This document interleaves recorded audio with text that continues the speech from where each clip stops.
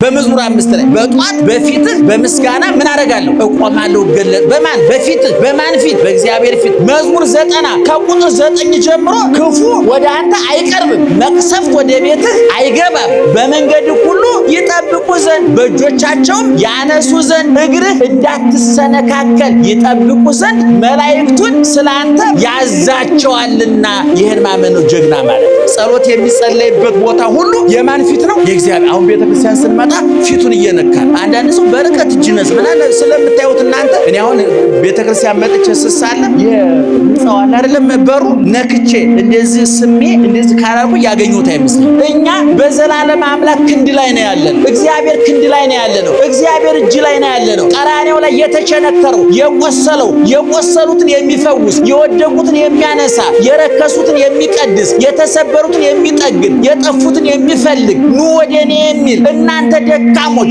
ሸክም የከበዳችሁ ወደኔ ኑ የሚለው እግዚአብሔር ከኛ ጋር ነው የቀለብከው ውሻ በስጋ ይታለላል የቀጠርከው ዘበኛ በእንቅልፍ ይሸነፋል በኤሌክትሪክ ያጠርከው አጥር መብራት ሲሄድ ጥበቃውን ያቆማል የኛ ጌታ ግን አይደክሙም አያንቀላፋም መብራት አቅም ያንሰውም ኃይል አለው ሌማቱ ሲራቆት መገኘት የሚችለው በዋቃው ሲራቆት የሚገኘው ስንታሰር የሚገኘው ጤና ሲከዳን ገንዘብ ሲከዳን ዘመድ ሲከዳን መያዣ መጨበጫው ሲጠፋ የያዝነው እያመለጠን የሰበሰብነው እየተበተነ አለን ያለው እየከዳን ነገሮች በጨለሙበት ሰዓት ከጎናችን ማን ይገኛል እግዚአብሔር ይገኛል አቀማጥሮ በአፋችን እያጎረሰ የሚጠብቀ ዳቦ አይደለም እኮ ምእመናን አባት ቢወልድ ዳቦ ያጎርሳል ወተት ያጠጣል ልብስ ይገዛል እግዚአብሔር ግን ዳቦ ሆኖ ብሉኝ አለ ደሙን ጠጡልኝ አለ በቁስሌ ተፈወሱልኝ አለ ተራቁቶ ልበሱልኝ አለ ተርቦ ጥገቡልኝ አለ ተጠምቶ ጠጡልኝ አለ ሐሞት ኮምጣጤ ጠጥቶ የዘላለም ሕይወት ጣፋጩን ጠጡልኝ አለ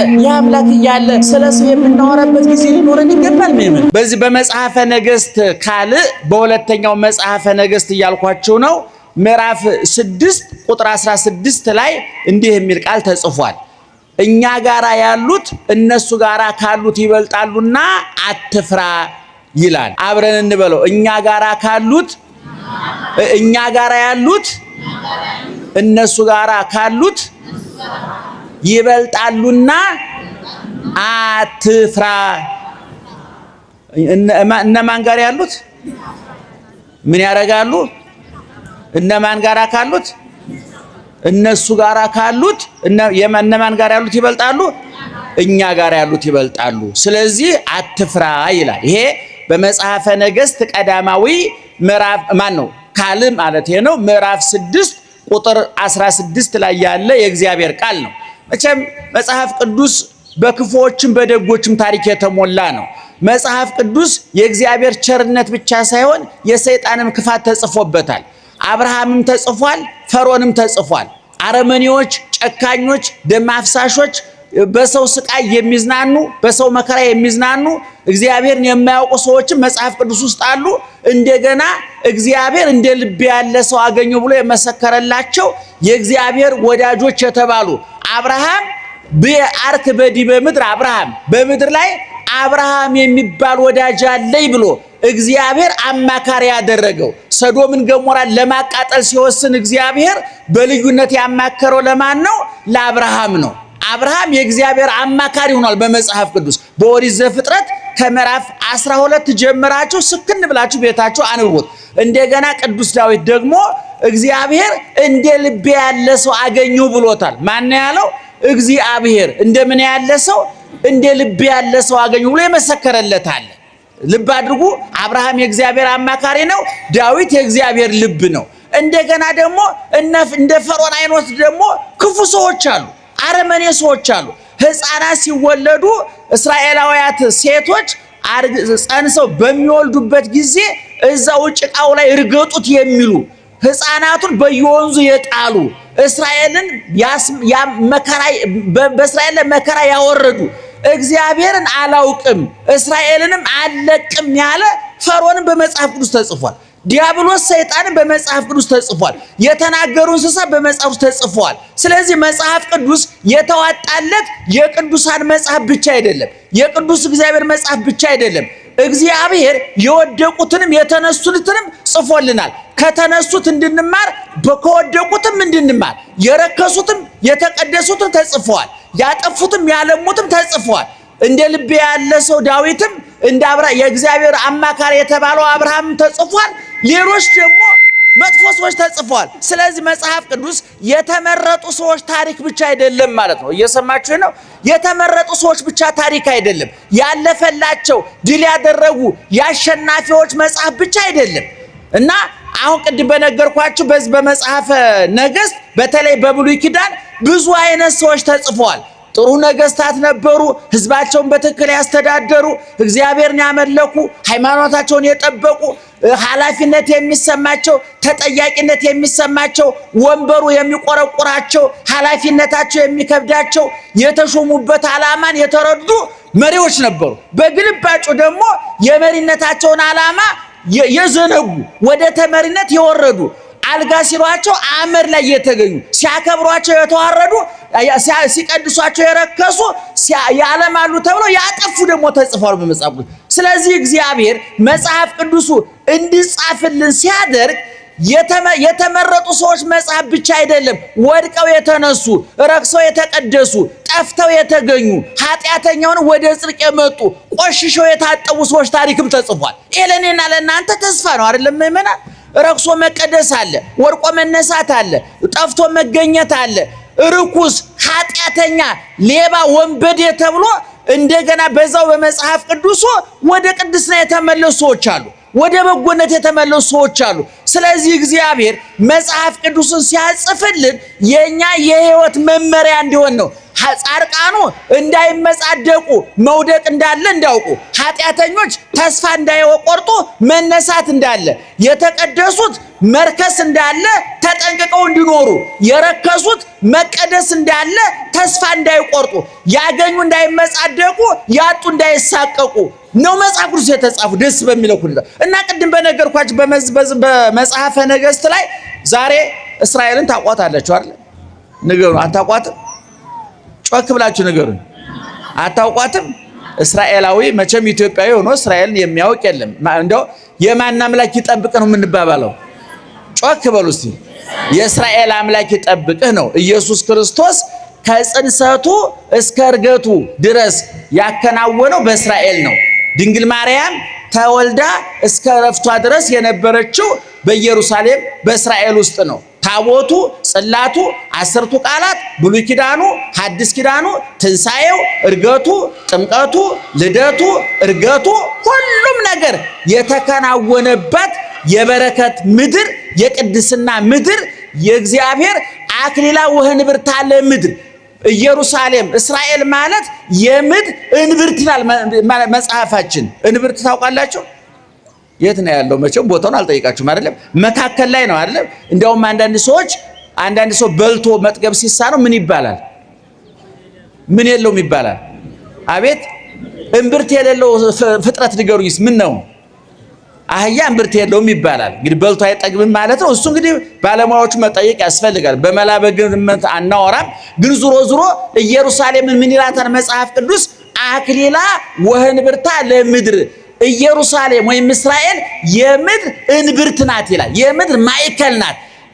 ከእስራኤል ተነስቶ ወደ የትም ሀገር ቢለካ ርቀቱ እኩል ነው ይላሉ አባቶች። የምድር ማዕከል ናት። የምድር ማዕከል ናት እና ይቺ እስራኤል ዙሪያዋን ጥንትም ጠላቶች ነበሯት። በመካከለኛው ዘመን ጠላቶች ነበሯት። ሶሪያ የምትባለው ሀገር ደግሞ የእስራኤል ጎረቤት ናት። በደንብ ታሪኩን ይሄ መጽሐፍ እየነገርኳችሁ ነው። ይሄ የአልጀዚራው የቢቢሲ ዘገባ እያወራሁላችሁ አይደለም። መጽሐፍ ቅዱስ ነው እየነገርኳችሁ ያለው። እስራኤል የምትባል ሀገር አለች፣ ሶሪያ የምትባል ሀገር አለች። እነዚህ ሁለት ሀገሮች ለዘመናት በጦርነት ውስጥ የኖሯቸው በመጽሐፍ ቅዱስ ያለው ነው። ዛሬ ያለውን እያልኳችሁ አይደለም፣ ይቅርታ። ከጊዜው የዜና ዘገባ ወጣ በሉና የዛሬ 3000 ዓመት ወደ ኋላ ተመልሰ ነው እየተነጋገርን ያለው። እስራኤል የምትባል ሀገር አለች፣ ሶሪያ የምትባል ሀገር አለች። እነዚህ ሁለት ሀገሮች ለብዙ ጊዜ ጦርነት ላይ ነው የነበሩ። ድንበረተኛ ስለሆኑ ድንበር ላይ ስለነበሩ በድንበር ይዋጋሉ።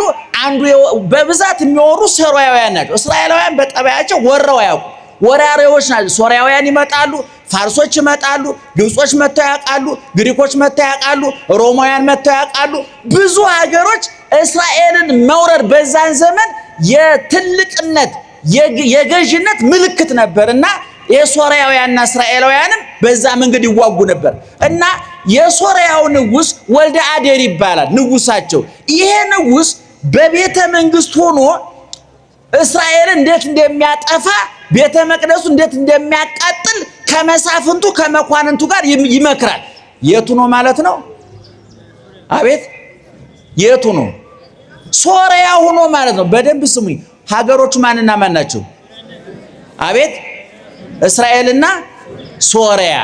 አሁን ቤተ መንግስቱን በሩን ዘግቶ ማንም ወሬኛ ሰላይ እንዳይደርስበት አድርጎ ባለስልጣኖቹን ሰብስቦ እየመከረ ያለው የማን መንግስት ነው? የሶርያ መንግስት ነው።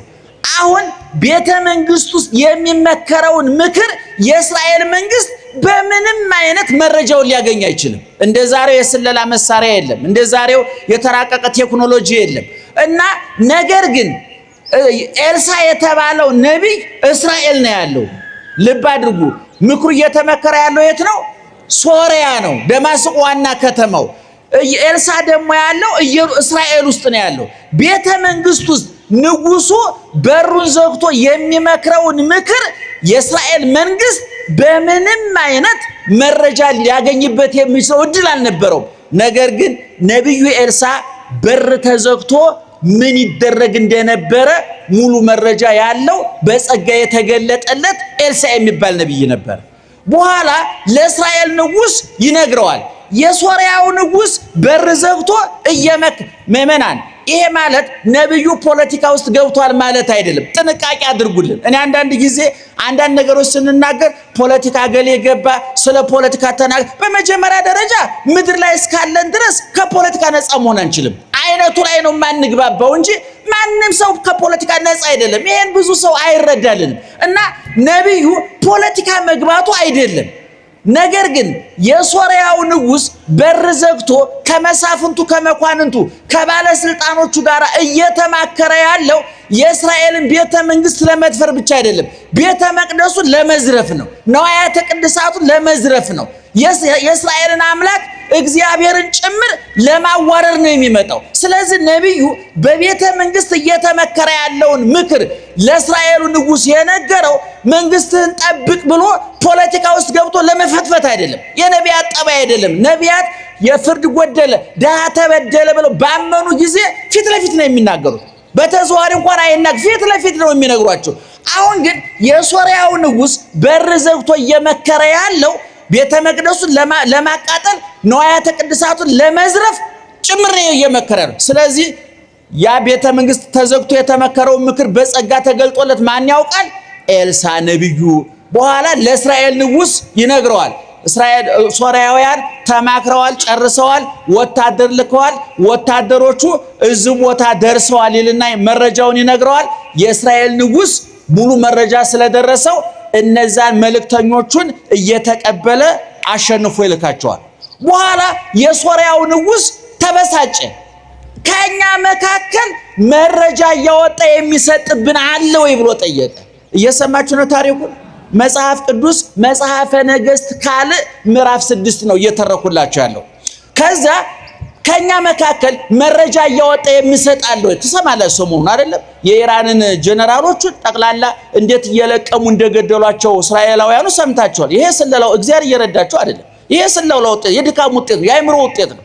ዝም ብለህ ጭንቅላትን ዘግተህ በር ዘግተህ እግዚአብሔር ይረዳኛል ብትል መና ከደመና አይወርድም። መጀመሪያ ምጣድህን ጣድ፣ እግዚአብሔር እንጀራውን ያሰፋል ይችላል። ምጣድ ሳይጥዱ እንጀራ አምጣ፣ የቀረ ዘመን ወገኑ። የኛ የራሳችን ጥረት ማድረግ አለ፣ መጣጣር አለበት። እና አሁን ሲልክ የእስራኤል ንጉስ እየተቀበለ ሲገላቸው በኋላ ንጉስ ተበሳጭቶ ከናንተ መካከል መረጃ እያወጣ ለእስራኤል የሚያቀብል አለ ብሎ ንጉሱ ወርህፀት በጣም ተበሳጭቶ ተቆጥቶ ተናገረ።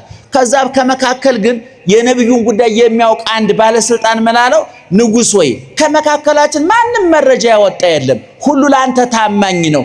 ነገር ግን እኛ በር ብንዘጋም የተዘጋ በር የማይገድበው የተዘጋ በር የማይመልሰው ኤልሳ የሚባል ነብይ አለ። እኛ ዘግተን የመከርነውን እግዚአብሔር ስለሚገልጥ ነብይ ስለሆነ ለእስራኤል ንጉስ መረጃ እየሰጠ የሚያስመታን እሱ ነው ብሎ ነገረው። ታሪኩን እየሰማችሁ ነው። ሀገሮቹ እነማን ናቸው? አቤት ሶርያና ምክሩ እየተመከረ ያለው የት ነው? የማን ንጉስ? ከማን ጋር? ከባለሟሎቹ ከባለስልጣኖቹ ጋር። መረጃውን አውጥቶ የሰጠበት ማን ነው? አቤት ኤልሳ መረጃውን አውጥቶ የሰጠለት ለእስራኤል መንግስት ተቆርቆሮ ነው? ለእስራኤል መንግስት አስቦ ነው? አይደለም። ይሄ ንጉስ እየተማከረ ያለው ምኑን ጭምር ለማርከስ ነው? ቤተ መቅደሱን ለማርከስ ስለሆነ፣ ንዋያተ ቅድሳቱን ለመዝረፍ ስለሆነ፣ ቤተ መቅደስ እግዚአብሔር የሚገለገልበትን ማዕጠንተ ወርቁን በቤተ መቅደስ ውስጥ ያለውን አይታቸዋል። በጣሊያን ጊዜ በግራኝ ጊዜ ኦርቶዶክሳዊ ተዋሕዶ ቤተክርስቲያን ብዙ ንዋየ ቅድሳቷን የወርቁ ጥና የወርቁ መስቀል እየቀለጠ አምባር ቀለበት የሆነው በወራሪዎች አማካኝነት ነው። ስለዚህ የሚመጣውን መከራ መቋቋም ያለብን ለሃይማኖታችን ስንል ነው ማለት ነው፣ በዘመናት ይሆን። ስለዚህ ከዛ በኋላ ንጉሱ ተበሳጨ፣ ተነገረው። ንጉሱ ምን አደረገ? ግዴለ ምን ያውቅበታለሁኝ የት ነው የሚኖረው ብሎ እሱም እንዳቅሙ ኤልሳ ያለበትን መረጃ ሰበሰበና ወታደር የተቀለበ የሰለጠነ ወታደር በፈረስ በሰረገላ አድርጎ ኤልሳ ወዳለበት ሰፈር ላከ፣ መንደር ላከ። በደንብ አርጋችሁ ስሙኝ። ማን ነው የላከው? የሶርያው ንጉስ። ወደ ማን? ወደ ኤልሳ። ኤልሳ ምን ስላደረገ? በቤተ መንግስት የመከረውን ምክር ለእስራኤል መንግስት አሳልፎ ሰጥቶ ስላስመታውና ወታደሮቹ ተሸንፈው ቆስለው ስለተመለሱ። ከዛ ይሄ ንጉሱ የላካቸው ወታደሮች ሌሊቱን የኤልሳን ያለበትን ቤት ከበው አደሩ።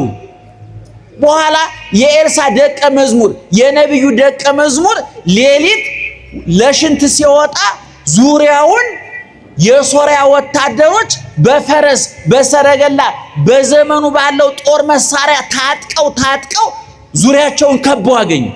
ደነገጠ ደቀ መዝሙሩ፣ ተማሪ የኤልሳ ደቀ መዝሙር ደነገጠ። ነብዩ ወይ ተመልሶ ገባ። ሽንቱ ሊሸና የነበረው ደንግጦ መልሶ መጣ።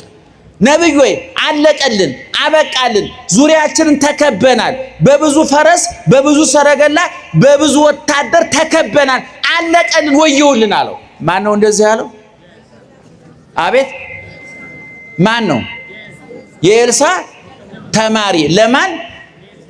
ለኤልሳ። ከዛ በኋላ ኤልሳ ምን እየተደረገ እንደሆነ ያውቃል። እንኳን እዛ መተው የከበቡትን ሶርያ ቤተ መንግስት ተዘግቶ የተመከረው ምክር አውቆታል አይደል? ስለዚህ ዙሪያው እንደተከበበ ኤልሳ ያውቃል። ደቀ መዝሙሩ ግን ገና አይነ ልቡናው አልበራለትም። ገና ኤልሳ ደረሰበት ጸጋ ላይ አልደረሰም። እና ቀጥሎ ኤልሳ ምን አለው? እነሱ ጋራ እኛ ጋራ ካሉት እነሱ ጋራ ካሉት ይበልጣሉና አትፍራ አለና፣ እንደዚህ ብቻ ብሎ አልቀረም። ወደ እግዚአብሔር ጸለየ። ጌታ ሆይ እኔ ያየሁትን እንዳይ እኔ የገባኝ እንዲገባው አይነ ልቡናውን አብራለት ብሎ ጸለየ። ይሄ የውጩን የግንባሩን አይን አይደለም። ይሄ ግንባሩ አይን የሚያየው የፊት ለፊቱን ነው። የልብ አይን ሲበራ የነፍስ አይን ሲበራ ረቂቁ ጥላታችን ይታያል። በግዙፉ አይናችን ግዙፉ ጥላታችን ነው የሚታየን። የረቀቀ ጥላታችን ለማወቅ ግን የረቀቀ አይን የረቀቀ ልብ ያስፈልጋልና ኤልሳ ለዛ ለተማሪው ጸለየለት። ወዳው ልጁ አይኑ በራለት። የኤልሳ ጸጋ አደረበትና መልሶ ወጣ። መልሶ ሲወጣ ቅድም ያያቸውን አይታችኋል አይደል? ቅድም ያያቸው ፈረሱ ሰረገላው የሰለጠነ የሶርያ ወታደር ነበር። አሁን መልሶ ሲወጣ ደግሞ ከነዛ እጥፍ የሆኑ እነዛ ፈረስ ይዘው ነው የመጡት፣ ሰረገላ ይዘው ነው የመጡት፣ ጦርና ጋሻ ይዘው ነው የመጡት። ቅልብ ወታደሮች ናቸው፣ ግዙፎች ይታያሉ። አሁን ተጸልዮለት አይነ ልቡናው በርቶለት የኤልሳ ጸጋ አድሮበት መልሶ ሲወጣ ተቀይሮ ወጣ። ሲወጣ የሳት ጦር የያዙ የሳት ሰይፍ የያዙ በሳት ሰረገላ በእሳት ፈረስ የተቀመጡ ቅዱሳን መላእክት የኤልሳን ቤት ከበው ታየ። ደህና አደራችሁ? እየሰማችሁ ነው? በደንብ ተከታተሉ። በሉሽ ግደልን እልል ትሉ አስባ ነገሩ አብይ ጾም ነው። ግደል ይባርክላችሁ፣ ግደላችሁ በውስጣችሁ እልል ብላችኋል። የሰማነውን ይግለጥልን። ልብ አድርጉ። ሀገሮቹ ማንና ማን ናቸው? ቤተ መንግስት ባለስልጣኖቹን ዘግቶ የመከረው የየት ንጉስ ነው? ምን ብሎ መከረ? እስራኤልን እናጥፋ እንውረር ብሎ እስራኤል ስትወረር አብሮ ማን ይወረራል? አብሮ ማን ይቃጠላል? ቤተ መቅደሱ ይቃጠላል። ንጉሱ በር ዘግቶ የመከረውን ምክር ያወቀበት ማን ነው? ኤልሳ ነብዩ። ከዛ በኋላ ቅድም እንደነገርኳችሁ ያ ደቀ መዝሙር መልሶ ሲወጣ ቅድም ካያቸው የበለጡ አየ። ታዲያ ኤልሳ ምን አለው? አይዞህ፣ አትደንግጥ፣ አትፍራ። አንተ ያየው ፈረስ ነው፣ ገብስ አሰር ገብስ ገለባ የሚበላ ፈረስ፣ ከእንጨት ከብረት የተሰራ ሰረገላ። ወታደሮች የሚያያቸው እነዚህ አንድ ቀን ምግብ ቢያጡ ጠውልገው የሚያድሩ አቅም የሚያንሳቸው የሚሸነፉ የሚሞቱ የሚቆስሉ ናቸው። እነሱ ጋራ ካሉት ይልቅ እኛ ጋራ ያሉት ይበልጣሉና አይዞህ አትፍራ አሉ። ደስ አይልም ምእመናን? እንደዚህ ማለት ብቻ አይደለም። ደቀ መዝሙር ምን እንደሆነ ጸለየለት። ጌታዬ እኔ ያየሁትን እንዳይ እርዳው፣ አይኑን አብራለት፣ ክስት አይንቲው አይኖቹን ግለጥለት፣ አይኖቹን አብራለት። በመጽሐፍ ቅዱስ አይናቸው የበራላቸው ሰዎች ምን እንዳደረጉ አይተናል። አዳምና ሔዋን በሰላም እየኖሩ ገነት እየኖሩ የበለሱን ፍሬ ከበሉ በኋላ አይናቸው ተገለጠ ይላል። ግን ያ ዕፀ በለሱን በልተው በሌብነት ሰይጣን የነገራቸው ምክር በልተው ስለሆነ የተገለጠላቸው አይናቸውን እንዲገለጥላቸው ያደረገ ሰይጣን ነው። ነገር ግን ራቁትነታቸውን አዩ፣ ባዶነታቸውን አዩ። ሰቀቀናም አይን ነው ያኛው። ይሄኛው አይን ሲበራ ግን መላእክትን ነው ያየው። በሉቃስ ወንጌል ምዕራፍ 24 ሉቃስና ቀሌዮጳ ኢየሱስ ክርስቶስ እንጀራውን ባርኮ ሲሰጣቸው ወተከስተ አዕይንቲሆሙ አይነ ልቡናቸው በራ ይላል። የቆሰለውን ክርስቶስ ሳይሆን የተነሳውን ክርስቶስ፣ ያሸነፈውን ክርስቶስ፣ ድል አድራጊውን ክርስቶስ አዩት ይላል። ምእመናን ይሄ አይናችን ሲበራ ያቆሰሉን ሳይሆን የቆሰለልን ይታየናል። ብዙዎቻችን አሁን ስላቆሰሉን እኮ መተን ብዙ አወራን እኮ። እገሌ አይተኛልኝም፣ እገሊት አተኛልኝም፣ ኑሮ እንዴት ይሆን? ስለ ጭንቀታችን፣ ስላቆሰሉን፣ ስላሳደዱን፣ መከራ ትዳራችንን ስለበተኑት፣ ሱቃችንን ስለበተኑት፣ ኑሯችንን ስላበላሹት፣ ስለ ክፉ ሰዎች እኮ ብዙ አውርተናል አይደለም? ክርስቲያን ስላቆሰለው አያወራም፣ ስለቆሰለለት ነው የሚያወራው። የቆሰለልን ማን ነው? ንገሩኝ። የቆሰለልን ማን ነው? እዚህ መታችሁ አቁሳዮቻችሁን እርሷቸው፣ የበደሏችሁን እርሷቸው፣ ጎረቤቶቻችሁን እርሷቸው፣ የሥራ ባልደረቦቻችሁን እርሷቸው፣ ያሴሩባችሁን መተት የመተቱባችሁን ትዳራችሁ ላይ መከራ ያመጡባችሁን እርሷቸው። እዚህ ስትመጡ እነሱን ረስታችሁ አሸናፊውን አስቡት፣ ድል አድራጊውን አስቡት። የሚጠብቅህ አረ ንገሩኝ፣ ጮህ፣ የሚጠብቅህ አይተኛም። መጽሐፈ መነኮሳት ላይ ደግሞ እንዲህ የሚል ቃል ተጽፏል። እመኒ ኖመ ለሊሁ ወአቃቢ ሁሰ እይነውም። እሱ እንኳን ቢተኛ ይላል የሚጠብቀው አይተኛም። እናቶቻችን ልጆቻችሁ አውሮፕላን ላይ ቁጭ ብላችሁ ረጅም ጉዞ ላይ ቁጭ ብላችሁ አውሮፕላን ላይ ሆናችሁ እኮ እቅፋችሁ ላይ ልጆቹ ምን ይሆናሉ? ይተኛሉ። አውሮፕላን ቢንቀሳቀስ አውሮፕላን ከፍ ዝቅ ቢል ትዝ ይላቸዋል? እነሱ አይላቸውም። እማን ክንድ ላይ ናቸው? እናንተ ክንድ ላይ ናቸው። እኛ በዘላለም አምላክ ክንድ ላይ ነው ያለ ነው። እግዚአብሔር ክንድ ላይ ነው ያለ ነው። እግዚአብሔር እጅ ላይ ነው ያለ ነው። ቀራኔው ላይ የተቸነከረው የቆሰለው የቆሰሉትን የሚፈውስ የወደቁትን የሚያነሳ የረከሱትን የሚቀድስ የተሰበሩትን የሚጠግን የጠፉትን የሚፈልግ ኑ ወደኔ የሚል እናንተ ደካሞች ሸክም የከበዳችሁ ወደኔ ኑ የሚለው እግዚአብሔር ከኛ ጋር ነው። የኛ ችግራችን ምንድነው? ከቆሰለልን ክርስቶስ ይልቅ ስላቆሰሉልን ሰዎች በማውራት ጊዜው እናባክነዋለን። ደህና ዋላችሁ። አሁን ልብ አድርጉ። ደቀ መዝሙሩ ገብቶ ለኤልሳ ያነገረውን አይታችኋል? ምንድን ነው ያለው? አለቀልን ነው ያለው። አበቃልን፣ ዙሪያችን ተከበናል፣ ተውጠናል አለው። ኤልሳ ስለ ፈረሱ፣ ስለ ሰረገላው፣ ስለ ወታደሮች የሚያስብበት ጊዜ የለውም። ኤልሳ ያየነበረው ወታደሮቹን አይደለም። ኤልሳ ያየነበረው ሰረገሎቹን አይደለም። ኤልሳ ያየነበረው ማንን ነው? እግዚአብሔርን ነው፣ መላእክትን ነው። እኛ እዚህ ስንመጣ ማየት ያለብን ቅዱስ ገብርኤልን እንጂ ሰይጣንን አይደለም። የቆሰለልን ክርስቶስ እንጂ ያቆሰሉን አይደለም። የተሰደደልን ክርስቶስ እንጂ አሳዳጆቻችን አይደለም። ልብ አድርጉ። የተራቆተልን ክርስቶስ እንጂ ያራቆቱንን አይደለም ማየት ያለብን። ሰው ስለ ጥላቱ ብዙ በማውራት ጊዜውን ያባክናል ወገኖች። ታውት እሱን እርሱት። የሚጠብቅን ምን አይልም ብለናል?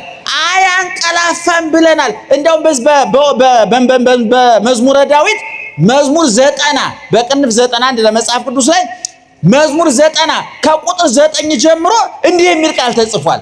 ይቀርብ እኩይ ሀቤከ ክፉ ወደ አንተ አይቀርብም። በሉት እስኪ ክፉ በሉ ወደ አንተ አይቀርብም።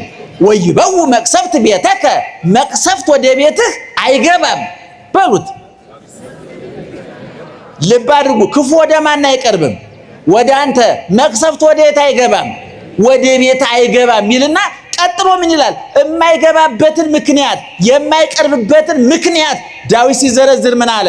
እስመ ለመላእክቲሁ ይእዝዞሙ በእንቲአከ መላእክቱን ስላንተ ምን ያደርጋቸዋልና ያዛቸዋልና ከመይቀቡከ በኩሉ ፍናዊከ በመንገድ ሁሉ ምን ያደርጉ ዘንድ ይጠብቁ ዘንድ ወበእደዊሆሙ ያነሱከ በእጆቻቸውም ያነሱ ዘንድ ያነሱከ ከመይትተአቀፍ በእብን እግርከ እግርህ እንዳትሰነካከል ይጠብቁ ዘንድ መላእክቱን ስላንተ ያዛቸዋልና ክፉ ወደ አንተ አይቀርብም፣ መቅሰፍትም ወደ ቤትህ ምን አይሆንም አይገባም ይላል። አያችሁ፣ ይሄን ማመን ነው ጀግና ማለት።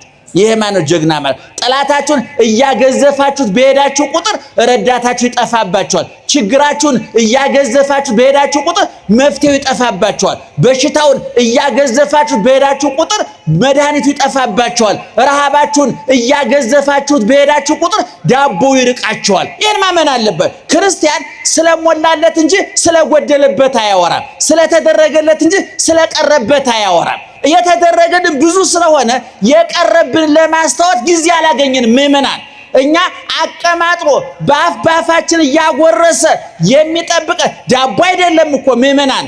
አባት ቢወልድ ዳቦ ያጎርሳል፣ ወተት ያጠጣል፣ ልብስ ይገዛል። እግዚአብሔር ግን ዳቦ ሆኖ ብሉኝ አለ፣ ደሙን ጠጡልኝ አለ፣ በቁስሌ ተፈወሱልኝ አለ፣ ተራቁቶ ልበሱልኝ አለ፣ ተርቦ ጥገቡልኝ አለ፣ ተጠምቶ ጠጡልኝ አለ። ሐሞት ኮምጣጤ ጠጥቶ የዘላለም ሕይወት ጣፋጩን ጠጡልኝ አለ። ይህ አምላክ እያለ ስለ ሰው የምናወራበት ጊዜ ሊኖረን ይገባል ምእመናን? ሊገባል? አይገባም። አታውሩ፣ ተዋቸው፣ እርሷቸው፣ ዘንጓቸው። በማቴዎስ ወንጌል ምዕራፍ 18 ቁጥር 10 ላይ ደግሞ እንዲህ የሚል ቃል ተጽፏል። ደስ የሚል ቃል ኡቁይ ታስተሐቅርዎሙ ለአሐዱ እምእሉ ንዑሳን ከታናናሾቹ አንዱን እንኳን እንዳትንቁ ተጠንቀቋል። ከታናናሾቹ ታናናሾች ማለት በምንድነው? በጤና ከኛ ያነሱ፣ በእድሜ ከኛ ያነሱ፣ በገንዘብ ከኛ ያነሱ፣ በስልጣን ከኛ ያነሱ፣ ከኛ ጎሳ ያነሱ፣ ከኛ ብሔር ያነሱ ብለን የምናስባቸው እኛ አስበን ሰርግ የማንጠራቸው ለቅሶ በሉን ብለን የማናማቸው የረሳናቸው የዘነጋናቸው የሉም በየሰፈሩ።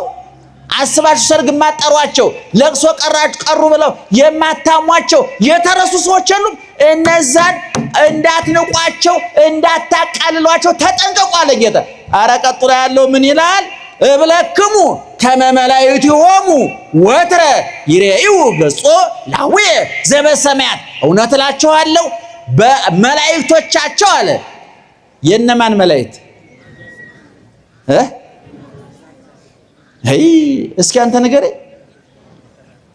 አትናቋቸው የተባሉት እነማን ናቸው? አትናቋቸው የተባሉት እነማን ናቸው? ታናናሾች እነማን ናቸው? ጤና የሌላቸው፣ ገንዘብ የሌላቸው፣ ዘመድ የሌላቸው። አሁን እንደው ዝበር ላይ ያለው ሰውዬ እንደው ቅድም ስታልፉ 1 ብር ለመስጠት እንኳን ጊዜ አጥሯችሁ ትታችሁት የመጣችሁ ሰውዬ ስትመለሱ ይገርምሃል ወንድሜ ትናንትና እኮ 50 ሚሊዮን ብር ደረሰ ቢላችሁ ይገርማል። ቅድም እኮ ሰላም ልልህ አስቤ ተጣድፌ እኮ ነው ተንቀሸቀሹ። ይገርማል። እንዴት ነህ? ላንሳህ፣ ልጣልህ፣ ላልብስህ። አሁን እንደው ትልቅ ባለስልጣን ራት እንደው ዛሬ ራት እናንተ ጋር መጣለሁ ቢላችሁ እንቅልፍ ይወስዳችኋል። ተበድራችሁ እኮ ትደግሳላችሁ። አሁን ትልቁ ባለሀብቱ ሰው ያሁን እዛ ሀገር የሉም እንጂ እንደው ዛሬ ማታ እናንተ ጋር ተበላሉ ቢሏቸው ተበድራችሁ በግ ገዝታችሁ ፍየል ገዝታችሁ ብልጠቱ ምንድነው? አንድ በግ በዛ የ100 በግ መግዣ ይጥሉልኛል ነው። ሌላ ነገር ለነፍስ እኮ አይደለም። እኛ ሂሳባዊ እኛ እኮ ጀግኖች እኮ ነን። ስናጎርስ እኮ መጥነን ነው መልሶ ያጎርሰኛል አያጎርሰኝም ብለን ለክተን አይደል እንዴ? አሁን የትንሳኤ ሰሞን ጧት መሳኛ ጋር ነው እንትና ስትለው እኮ በቀጭ ነው የተጻፈች ምን አለች? እራት አንተ ጋር ነኝ የምትልኳለች እኮ የለችም። እንደዛ ቢሆንማ የወደቁትን አጠሯችሁ ልብ ካላችሁ ታላቁ ሊቅ ዮሐንስ አፈወርቅ ውሾችን እንኳን አስበህ ትቀልባቸዋለህ ገና ግቤን ይጠብቃሉ ብለህ የመንግስተ ሰማያት መግቢያ ድሆቹ በር ላይ ወርቀው ለምን ትተዋቸዋለህ ይላል። አንተ ደህና አደራችሁ እየሰማችሁ ነው። ስለዚህ ክፉ መጽሐፉ ምን አለ? ታናናሾቹን አትናቋቸው አለ። ለምን ደም ማንነቃቸው? ቀላል አይምሰሏችሁ መላእክቶቻቸው የነሱ መላእክት ይላል። የነማን መላእክት? የነማን? የታናናሾቹ ምእመናን። ጠባቂ መልአክ አለን የለንም? ጮክ ብላችሁ ነገሩ። ጠባቂ መልአክ አለን የለንም? ለነማን? አሁን ለምሳሌ አንድ ቢሊዮነር ቢኖር ጠባቂ መልአክ አለው የለውም?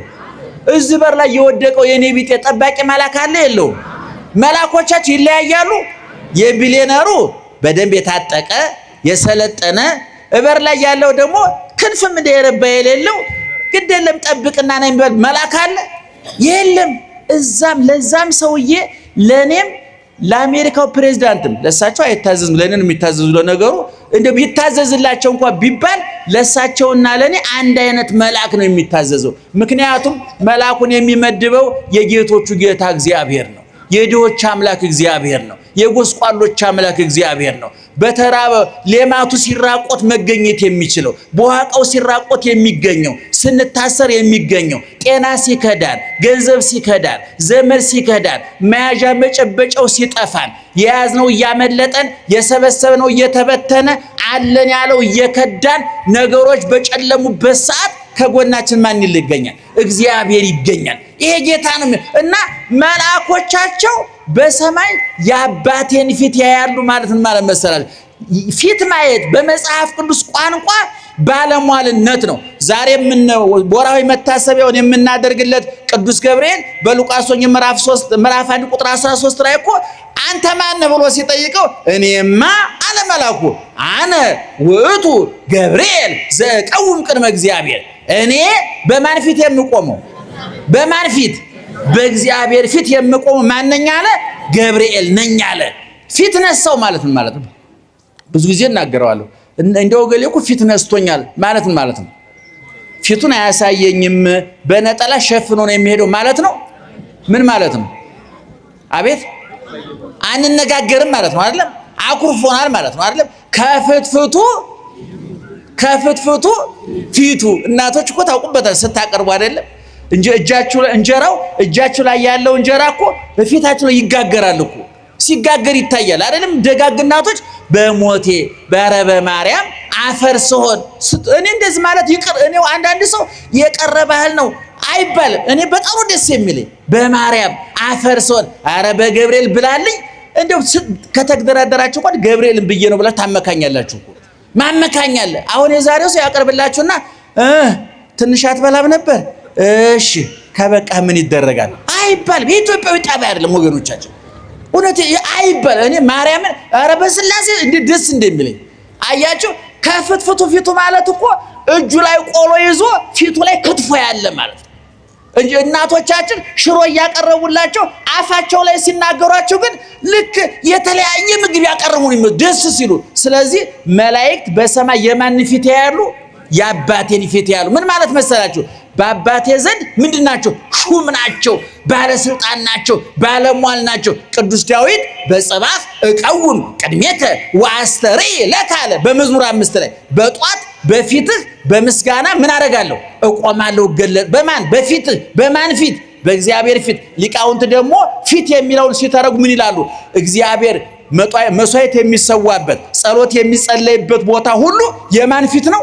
የእግዚአብሔር። አሁን ቤተክርስቲያን ስንመጣ ፊቱን እየነካን ነው። እኔ አሁን ቤተክርስቲያን መጥቼ ስሳለም የህንጻው አለ አይደለም በሩ ነክቼ እንደዚህ ስሜ እንደዚህ ካላልኩ ያገኘሁት አይመስለኝም። አንዳንድ ሰው በርቀት እጅነስ ምናምን ስለምታዩት እናንተ የነካች ስለሚመስላችሁ፣ እኔ ግን መንካት አለብኝ። ልክ እመቤታችን ቤተክርስቲያን እጅ ህንፃውን ነክቼ ስስም እኔ እመቤታችን አግኝቼ ሳምኳቱ ነው የሚመስለኝ። ሰው የሚዳሰስ ነገር ይፈልጋል፣ የሚጨበጥ ነገር ይፈልጋል። እና ታናናሾችን አትናቁ አለ። ስለዚህ ለምንድነው ማንነቃቸው? ለምንድነው የምናከብራቸው? መላእክቶቻቸው በሰማይ የማንን ፊት ያያሉ?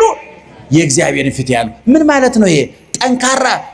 ጠንካራ ወንድም ያላት ጡንቻ ያለው ወንድም ያላት ልጃገረድ በሰፈር ትደፈራለች?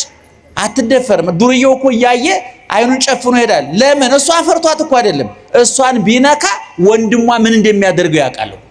ትልቅ ባለስልጣን ዘመድ ያለው እኮ ደቃቃ ሰውዬ ተከብሮ ይኖራል። እሱን ልታደቀው ትችላለህ። የሚያደቅ ያዝብሃል። ከላይ በግ ተንቀጥቀጥ ትኖራለህ። ወደ አይደለም። አሁን እኛ ታናናሾችን ማንነካቸው ለምንድን ነው? ገብርኤል አላ ከጎን፣ ሚካኤል አላ ከጎን፣ የኔን አይነ ስውር ናት አትይ። አይናማ መልአክ ከጎን ቆሟል። እጅ እግር የሌለው ናት። ሰይፍ ያለው መልአክ ከጎኑ ቆሟል። ጠባቂ ያለው እንባ አባሽ መልአክ አለው። ቁስል ፈዋሽ መልአክ አለው። ጥያቄ መላሽ መልአክ አለው። የሚጠብቀው የማያንቀላፋለት መልአክ አለው። ለዚህ ነው ክፉ ወደ አንተ አይቀርብም፣ መቅሰፍት ወደ ቤት አይገባም ማለትና መላእክቱን ስላንተ ምን ያደርጋቸው? ያዛቸዋል። ታናናሾችን አትናቋቸው። ለምን አንነቃቸውም? መላእክት ከነሱ ጋር ስላሉ። ስለዚህ ምእመናን ከነሱ ጋር ካሉት ይልቅ ከማን ጋር ያለው ይበልጣል?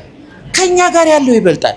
እነሱ ጋር ያለው ሰይፍ ሊሆን ይችላል። እነሱ ጋር ያለው ገንዘብ ሊሆን ይችላል። እነሱ ጋር ያለው ዝና ሊሆን ይችላል። እኛ ዘንድ ጋር ያለው የዝነኞቹ አምላክ እግዚአብሔር ነው። እኛ ጋር ባለ ሀብቶች እኛ ጋር ያለን ሀብት አይደለም። የሀብት ምንጭ የሆነው እግዚአብሔር ነው ከኛ ጋር ያለው። የሚጠብቀን አያንቀላፋም። እይነጉም ወይደቅስ። እንደው ቅዱስ ዳዊት የሚጠብቅ አያንቀላፋም ብቻ አይደለም ያለው፣ ፈጽሞ አያንቀላፋም ነው ያለው። እይደቅስ ወይነጉም ማለት ሁለት ተመሳሳይ ግስ አንድ ጊዜ ስንጠቀም በግዙ ቋንቋ ፈጽሞ አይደረግም ማለት ነው። ፈጽሞ አያንቀላፋም። የቀለብከው ውሻ በስጋ ይታለላል። የቀጠርከው ዘበኛ በእንቅልፍ ይሸነፋል። በኤሌክትሪክ ያጠርከው አጥር መብራት ሲሄድ ጥበቃውን ያቆማል። የኛ ጌታ ግን አይደክሙም፣ አያንቀላፋም። መብራት አቅም ያንሰውም፣ ኃይል አለው። ትናንት ኃያል ነበር አምላካችን፣ ዛሬ ኃያል ነው፣ ለዘላለም ኃያል ነው። እነሱ ጋር ካለው ከማን ጋር ያለው ይበልጣል? አረ ጮክ በሉ። ከማን ጋር ያለው ይበልጣል? እግዚአብሔር። ስለዚህ እነሱ ጋር ካሉት ይልቅ እኛ ጋር ያሉት ይበልጣሉና ምን አትሁን? ጮክ በሉ። ምን አትሁን? አትፍራ። አትፍሩ ምእመናን። ኑሮን አትፍሩት፣ ኢኮኖሚን አትፍሩት፣ ፖለቲካውን አትፍሩት፣ ትዳራችሁን አትፍሩት፣ ጤናችሁን አትፍሩት። ሁሉን ነገር ዛሬ የማይፈራ ነገር የለም። የምንበላው ምግብ ቦምብ ሆኖብናል። የምንጠጣው መጠጥ ቦምብ ሆኖብናል። ድሮኛ የዛሬ 20-30 ዓመት እኮ ለስላሳ 5-6 ከገጠር እንደመጣን 5-6 ጠጥተን ነበር፣ ምንም አልሆንም። ዛሬ ግን መረጃው ሲደርስ በሽታ ይመጣል ብለው ነገሩ። እኛ በሰላም ጠጥተን ይኖር ነው። ድሮ ስኳር እንደ ልብ ነበር የሚቃመው። ዛሬ ትልቁ ምክር ምንድነው? ስኳር እስቲ እንደው ወንጂ ስኳር ታስታውሳው? የላስቲኳን ልጆች ነን ለማለት ነው። ታስታውሳላችሁ? እናንተ ታስታውሱ፣ ችግር የለው። እኛ ነን እና አባባኛ ያቺ የወንጂ ስኳር ስንት ነበር የምትሸጠው? 10 ሳንቲም። እሷን ገዝተን እንበሳና ምን እናደርገዋለን? ስኳሩ እንቅመዋለን።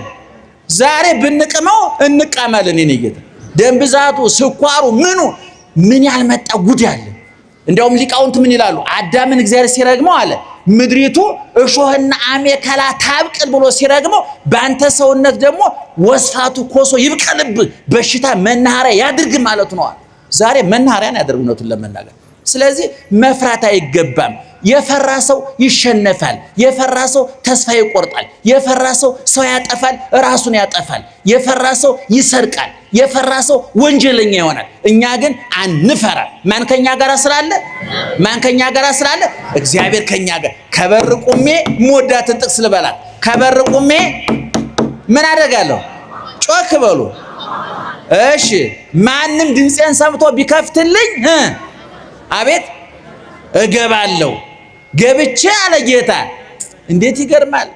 አረ በሏት። ምን እበላለሁ? ከበር ቁም የሚያንኳኳው ማን ነው? እሺ ሲከፈትለት የሚገባው ማን ነው? እሺ ገብቶ ቁጭ የሚለው ማን ነው? ከኛ ጋር አራት የሚበላው ማን ነው? ምን አይነት ራት ብናቀርብለት ነው? እስኪ ንገሩ። ምን አይነት ራት? በቃ የተለያየ በቃ ጠረጴዛ የሸፈነ 15 አይነት በየአይነቱ የተሰራ በዚህ ጥብሱ ቅቅሉ በዛ ምኑ የቀረበለት ማለት ነው አይደለም። ቆሎ ቆርጥመ ብታድር ምን ቸገረው እግዚአብሔር? ቂጣ ነክሰ ብታድር ምን ቸገረው እግዚአብሔር? ድንችን ቀቅለ በሚጥሚጣ በልተ ብትተኛ ምን ቸገረው እግዚአብሔር? ይባርክልሃል ማለት ነው። የበላው ድንች ከጮመን ይበልጣል። የበላው ቆሎ ከተመጣጣኝ ምግብ ይበልጣል። ማን ሲባርከው? ማን ሲባርከው? እግዚአብሔር ሲባርከው። አንድ ገጣሚ ልጅ ነበር የዛሬ 5-6 ዓመት የሰማሁትና አንድ ግጥም እኔ ስነ ጽሁፍ ምሽት እወዳለሁ። ስነ ጽሁፍ ዓለማዊ ኪነ ጥበብ በጣም ነው የምወደው። ብዙዎቻችሁ ያስኮንና ብላችሁ በር ዘግታችሁ ተዘግታችሁ ቀርታችኋል። እኔ በጣም ነው የምወደው። መጽሐፍ አንብቡ፣ ኪነ ጥበብ አንብቡ፣ ስነ ጽሁፍ አንብቡ። በተለይ እኔ ወጣቶች እኔ በ20 በ30 ዓመት ያላችሁ ወጣቶች እኔ ከ50 ከ60 ዓመት በላይ ያላችሁ ችግር የለም። እኔ ከ50 ዓመት በላይ ጭንቅላት ወጭ እንጂ ገቢ የለውም ይባላል። ይቅርታ አድርጉልኝ። እኔም እዛ አካባቢ ስለሆንኩኝ የኔም ጭምር ነው። ይገርማችኋል። ከ50 ዓመት በኋላ ጭንቅላታችን በሞዴል 30 የሚያስወጣ እንጂ የሚያስገባ የለውም ተፈጥሮ። ምክንያቱም ከ50 ዓመት ያለፈው ሰው ላወራላችሁ እንጂ ንገሩኛ አይልም። ይገርማችኋል። ሰምታችሁኛል? ልተርክ ነው። ሽማግሌ ይባላል። ሽማግሌን አዳምጠው አትንገረው ይባላል። የሽማግሌ ሲል ያጠራቅሞ አንቦ ያረጀው ነው። ዝም ብሎ የጠጅ ሲጠጣ አርጅቶ ጠጅ ድሮ ቀረ እያለ ስለ ብር ላይ ቢያወራኝ አልሰማውም። ጊዜን አላቃጥልም። እኔ ወጣቶች ተናግሬያለሁ። ዛሬ ፌስቡክ ላይ አፍጠህ አርጅተህ በኋላ በ90 የምታወራው ቢያልቅብህ ልጅ ነው መሳቂያ መሳለቂያ የሚያል አንብብ። ወሬ እንዳያልቅብህ ነው። እንዲጸርቅ ብቻ አይደለም ወሬ እንዳያልቅብህ ነውና ያ ልጅ ምን ብሎ ገጠመ መሰላችሁ? ከበር ቁሜ ምን አደርጋለሁ? አንኳኳለሁ፣ እገባለሁ አለ ጌታ። የሚገባው ግን ምን ሲሆን ነው?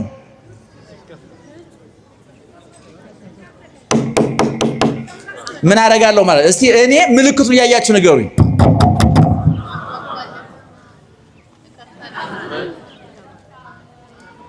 አንድ ሰው ያንኳኳል አይደለም? እሺ አንኳኩቶ ከተከፈተለት ይገባል። ካልተከፈተስ? አቤት ቢከፈትም ባይከፈትም የሚገባ ማን ነው? አይደለም። አታውቁም ማለት ሌባ ነው። ሌባ ያንኳኳል? ያንኳኳል? አያንኳኳም። ካንኳኳ እንግዲህ አይምሮ የተነካ ሌባ ነው ማለት ነው። ወይም ዘመናዊ ሌባ መጥቷል ማለት ነው። ከበር ቁሜ ምን አደርጋለሁ አለ እግዚአብሔር። አንኳኳለሁ እገባለሁ አለ። ግን የሚገባው ምን ሲሆንለት ነው? አቤት ሲከፈትለት ነው። እና የባለ ገጣሚው ልጅ ምን አለ መሰላችሁ? ጌታ ሆይ ከበር ቁሜ አንኳኳለሁ ብትከፍቱልኝ ይገባለሁ ብለው ነበረ። አሁን ባለው ሁኔታ ግን ምንም ብታንኳኳ የመስማት አቅም ጠፍቷልና ሰብረህ ገብተህ አድነን።